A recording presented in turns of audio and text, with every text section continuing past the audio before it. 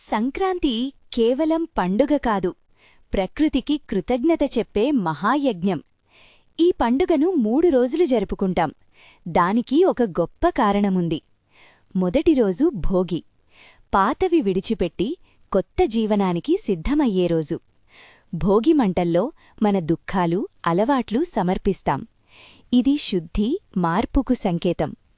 రెండో రోజు మకర సంక్రాంతి, సూర్యుడు మకర రాశిలోకి ప్రవేశించే పవిత్ర ఘడియ. రైతు పండించిన ధాన్యానికి, సూర్యుడికి కృతజ్ఞత చెబుతాం. ఇల్లు, మనసు, జీవితం అన్నీ శుభ్రం చేసుకునే రోజు. మూడో రోజు కనుమ, మన జీవితానికి ఆధారమైన పశువులకు గౌరవమిచ్చే రోజు. పశువులు లేకపోతే వ్యవసాయం లేదు. కనుమ ప్రకృతి మనిషి సంబంధానికి ప్రతీక. ఈ 3 రోజులు శుద్ధి, కృతజ్ఞత, సంరక్షణ ఈ 3 విలువలను నేర్పిస్తాయి. అందుకే సంక్రాంతి 3 రోజులు జరుపుకుంటాం.